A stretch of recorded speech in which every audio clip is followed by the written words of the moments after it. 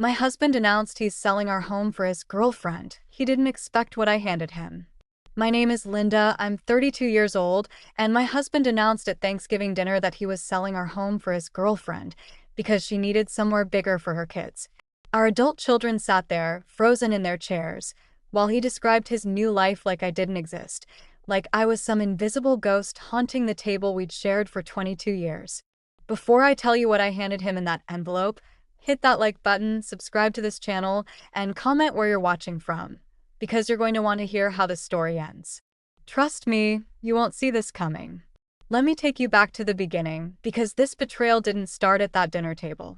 It started months earlier, with late-night phone calls that made him step outside, with sudden business trips that never quite added up, with a man who stopped looking at me like he used to and started looking through me instead. But I'm getting ahead of myself. That house, our house, wasn't just four walls and a roof. It was the place where I painted nursery walls at 3 in the morning because I was too excited to sleep when we found out I was pregnant with Emma. It was where I held our son Jake when he broke his arm falling out of the oak tree in our backyard, the same tree we planted together on our 5th wedding anniversary. Every floorboard, every light fixture, every carefully chosen paint color held a memory that I had poured my soul into creating. For 22 years, I believed we were building something together. While David climbed the corporate ladder, I was the foundation that held everything steady. I managed our finances, raised our children, and turned that house into a home that people envied. Friends would visit and comment on how warm it felt, how lived in and loved. They had no idea that behind that perfection, cracks were already forming. The first crack appeared 6 months ago when David started working late every Tuesday and Thursday. "New project," he'd say, kissing my forehead with lips that felt cold and distant. Then came the weekend conferences that seemed to multiply. The phone calls he'd take in the garage, the way he'd shower immediately when he got home like he was washing something off himself. But I'm not stupid. I've never been stupid, despite what David apparently thought. I noticed the new cologne, the way he started going to the gym religiously after years of making excuses, the careful way he guarded his phone. When a woman has been married for over 2 decades, she develops instincts that are sharper than any detective's. Something was wrong, and I could feel it in my bones. The confirmation came 3 weeks before Thanksgiving when I found a restaurant receipt in his jacket pocket, dinner for 2 at Romano's, the expensive Italian place downtown. The date was a Tuesday night when he'd supposedly been in emergency meetings until 9 p.m. The bill showed champagne, shared dessert, the kind of intimate meal you don't have with business colleagues. My hands shook as I held that receipt, not from surprise, but from the white-hot rage that started building in my chest. But I didn't confront him. Not yet. Instead, I did what any smart woman would do. I started preparing.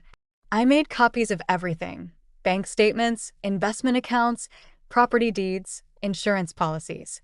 I documented his lies, his absences, his sudden changes in behavior. I wasn't just a heartbroken wife anymore. I was a woman gathering ammunition. If you're watching this and you've been where I am, hit that subscribe button because you know exactly what I'm talking about.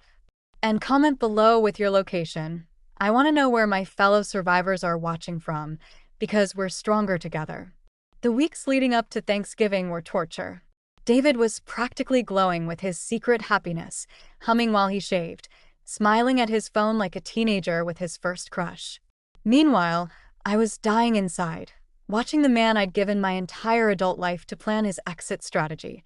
But I kept playing the perfect wife, making his favorite meals, asking about his day, pretending I didn't notice the way he'd changed the subject whenever I mentioned our future plans.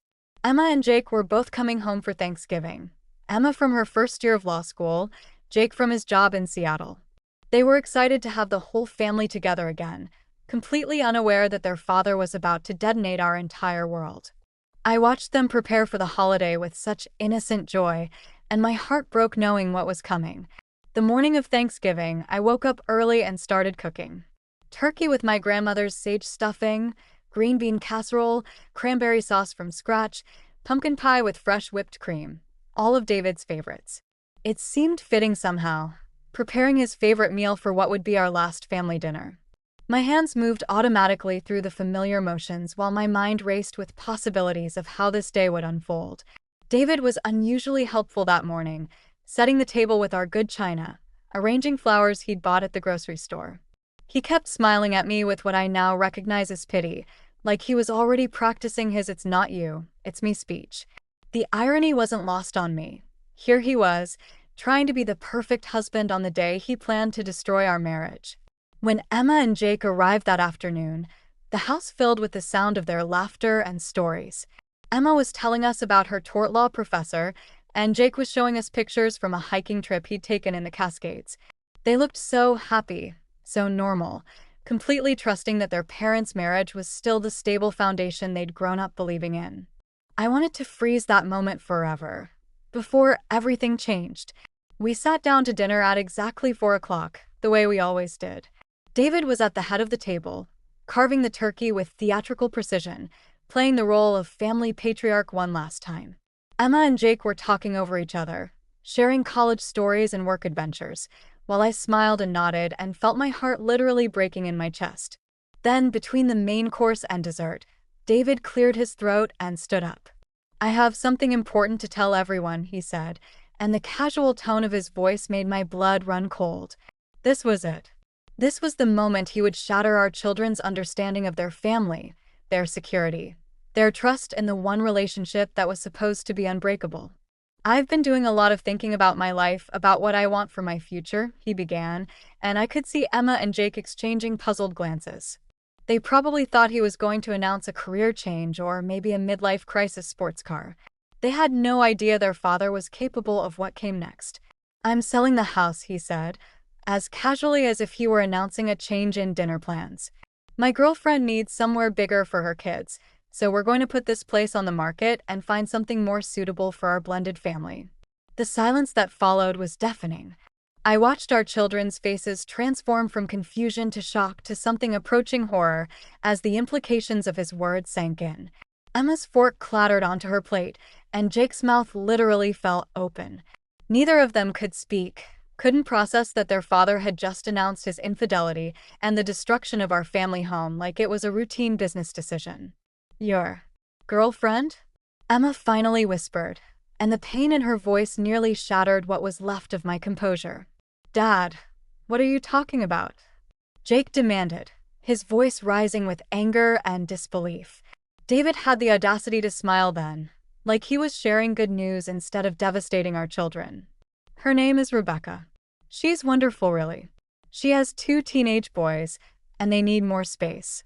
This house is perfect for them, and I think you'll really like her when you meet her." He talked about Rebecca like she was a new car he'd purchased, describing her kids' interests, their school activities, how much fun they were having planning their new life together.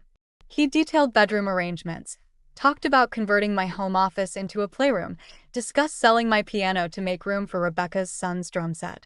Every word was a knife twisting deeper into my heart and our children's understanding of their family. Emma started crying silently, tears streaming down her face while she stared at her father like she'd never seen him before.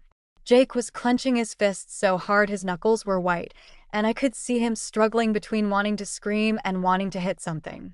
They kept looking at me, waiting for me to explode, to defend myself, to fight back against this casual destruction of everything we'd built together.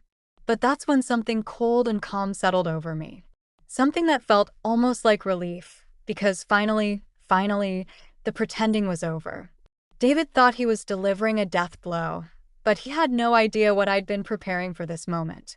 He thought I was powerless, dependent, that I would collapse into hysteria and beg him not to leave me. He had completely underestimated the woman he'd been married to for 22 years. Instead of screaming or crying or pleading, I stood up slowly and walked to my purse. My movements were deliberate, controlled, and I could feel everyone's eyes following me across the room. David was still talking, still explaining his plans like a real estate agent showing a property, but his voice started to trail off as he watched me return to the table. "That's very interesting, David," I said quietly, my voice steady despite the hurricane of emotions raging inside me. "Before you make any more plans, I think you should see this." I reached into my purse and pulled out a manila envelope, thick with documents I'd been preparing for weeks. I set it down in front of him with the same calm precision he'd used to carve the turkey. "Open it," I said simply. David picked up the envelope with a confused smile, like he thought this might be some kind of romantic gesture. Maybe papers for a surprise vacation or renewal of vows. He was so arrogant, so confident in his power over me, that he couldn't imagine I might have any agency in this situation. That smile was still on his face as he tore open the envelope and pulled out the first document. I watched his expression change as he read the heading, Petition for Divorce. The color started draining from his face as he flipped through the pages, seeing detailed asset inventories, financial statements, and evidence of his adultery that I'd been collecting for weeks. But that was just the beginning. The second document was a restraining order, temporary but immediately effective, requiring him to vacate our family home within 48 hours. The third was a freeze on all joint accounts, preventing him from accessing any marital funds without court approval. And the fourth, the one that made him actually gasp out loud, was a copy of the property deed. You see, David had made one crucial mistake in his arrogance. He assumed that because he'd been the primary breadwinner, everything belonged to him. But that house, our beautiful family home that he wanted to give away to his girlfriend, wasn't solely in his name. When we'd refinanced 5 years earlier, I'd insisted on being added to the deed as joint owner. At the time, he'd thought it was sweet that I wanted to be officially part of our investment. He'd signed those papers without really reading them, too busy with work to pay attention to legal details. Under our state's laws, he couldn't sell that house without my signature. Not only that, but as the primary caregiver who'd been managing our household for over 2 decades, I had a strong claim to remaining in the family home during divorce proceedings. David's plan to move Rebecca and her children into our house wasn't just cruel, it was legally impossible. But I wasn't finished. The fifth document was the one that really made him panic, a detailed accounting of all marital assets, including his 401k, our investment portfolio, and the business shares he thought I knew nothing about. I'd been married to this man for 22 years. I knew about every account, every investment, every asset he'd accumulated. And under our state's community property laws, I was entitled to half of everything. The final document was my personal favorite, a formal notification to his employer's HR department regarding his use of company resources for personal affairs. You see, those business trips he'd been taking with Rebecca, they were charged to his corporate card. Those long lunches at expensive restaurants? Also on the company account. David worked for a very conservative firm with strict policies about ethical conduct, and adultery using company funds was definitely grounds for termination. The house isn't being sold to anyone, I said quietly while he stared at the papers in growing horror. You're being removed from it. You have until Saturday morning to collect your belongings. Emma and Jake were staring at me like they'd never seen me before, and honestly, I felt like a different person than the woman who'd been crying into her pillow for weeks. This version of me was strong, prepared, and absolutely done with being victimized. You can't do this, David whispered, but his voice lacked conviction. He was frantically flipping through the papers again, looking for some loophole, some mistake he could exploit. I not only can do this, David, I've already done it, I replied. The papers were filed this morning. Your attorney should have received copies by now, assuming you have an attorney. You might want to get one. That's when Rebecca called. His phone rang right there at our Thanksgiving table, and her name popped up on the screen for everyone to see. The timing was almost poetic. His girlfriend calling while he held divorce papers in his hands, surrounded by the family he'd just tried to discard. He answered with a shaking voice. Rebecca, I can't talk right now. But we could all hear her excited voice through the phone, asking about the house, wondering when they could start planning the move, chattering about paint colors and furniture arrangements. David kept trying to interrupt her, his face growing redder and more desperate with each passing second. Rebecca, stop, he finally said loudly enough to cut through her enthusiasm. We need to talk. There's been a complication. He hung up and looked at me with something approaching hatred. You've destroyed everything, he said. No, David, I replied, my voice still unnaturally calm. You destroyed everything the moment you decided our marriage meant nothing to you. I'm just making sure you don't destroy anyone else in the process. Emma finally found her voice. Mom, how long have you known? About 6 weeks, I admitted. I found a restaurant receipt and started putting pieces together. Why didn't you tell us? Jake asked, and I could hear the hurt in his voice. Because I wanted to be prepared. I wanted to make sure that when this moment came, I wouldn't be the victim of his choices. I wanted to have options. David stood up abruptly, the papers scattering across the table. This is insane. You can't just kick me out of my own house. It's not your house, David. It's our house, and since you've decided you don't want to be part of our family anymore, you don't get to stay in our home. It's really that simple. The beautiful thing about proper preparation is that it eliminates the need for dramatic confrontations. I didn't have to scream or cry or beg. The law was on my side. The facts were documented, and David's options were very limited.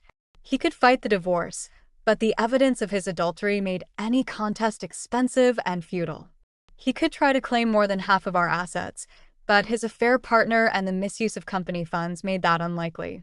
Most importantly, he couldn't move Rebecca into our family home because it wasn't his to give away. Where am I supposed to go? He asked, and for the first time that day, he sounded lost instead of arrogant. That's not my problem anymore, I said. You should have thought about that before you made plans to give my home to another woman. Emma reached over and took my hand. I'm proud of you, Mom. Jake nodded agreement. Dad, what you did today was unforgivable. The way you talked about Mom like she didn't matter, like she was just some obstacle to your happiness. I don't even know who you are anymore. And that's when David finally understood the full scope of what he'd lost. It wasn't just our marriage or our house. It was our children's respect and love. Emma and Jake weren't angry with me for divorcing their father. They were disgusted with him for giving me no choice. If you're still watching this, please hit that subscribe button because this story gets even more intense. And I really want to know where you're watching from. Comment your location below because I'm curious how far this story is reaching. The next few hours were surreal.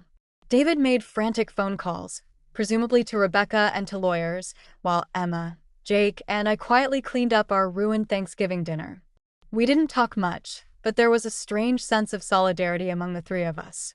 We were the victims of David's selfishness, but we were also the survivors. That night, after David had packed a suitcase and left for whatever hotel would have him, my children and I sat in the living room and finally talked about what had happened. They had questions, lots of them, about how long I'd suspected, why I hadn't told them sooner, what would happen next. But mostly they just wanted to know that I was going to be okay. I've been planning for this possibility for weeks. I told them honestly. I have my own attorney, I've secured my own finances, and I'm not going to lose this house. You'll always have a home to come back to. Emma hugged me tightly. I can't believe he thought we'd just accept this. Like we'd be okay with him replacing you with some stranger. I think he genuinely believed that because he was the breadwinner, he got to make all the decisions, I said. He forgot that a marriage is a partnership, not a dictatorship. Jake was quiet for a long time, then said, I keep thinking about how he described it. Like you were just some roommate he was evicting, not his wife of 22 years. That was exactly what had hurt the most, not just the betrayal, but the casual cruelty of how he'd announced it. Like I was disposable, forgettable, someone whose feelings didn't matter enough to even consider. But his dismissal of me had been his biggest mistake, because it had freed me from any guilt about fighting back. The weekend was peaceful in a way our house hadn't been for months. Without David's tense energy and secretive phone calls, the atmosphere felt lighter despite everything that had happened. Emma and Jake extended their stay to support me through the initial legal proceedings, and having them there reminded me why I'd fought so hard to keep our home intact. David tried calling several times, sometimes angry, sometimes pleading, but I didn't take his calls. My attorney had advised all communication to go through legal channels, and honestly, I had nothing left to say to him. The time for conversation had passed when he'd chosen Rebecca over our marriage. The most satisfying moment came on Monday morning when I received a call from David's boss.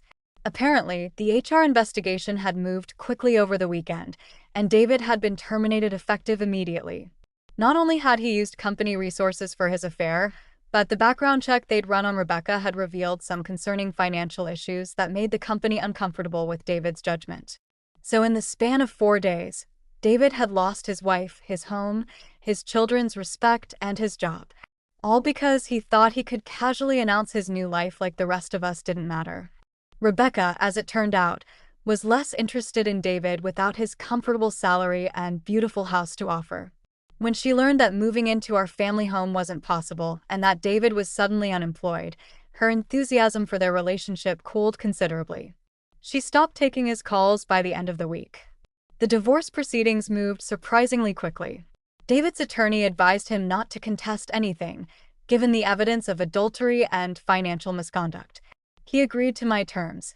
I kept the house, half of all assets, and spousal support while I rebuilt my career. He got his freedom and the chance to start over with nothing, which seemed appropriate. 6 months later, I'm still in our house, but it feels different now. I've redecorated David's office into an art studio, something I'd always wanted but never had space for. I've started taking painting classes at the community college, and I'm considering going back to school for the degree I gave up when I got married.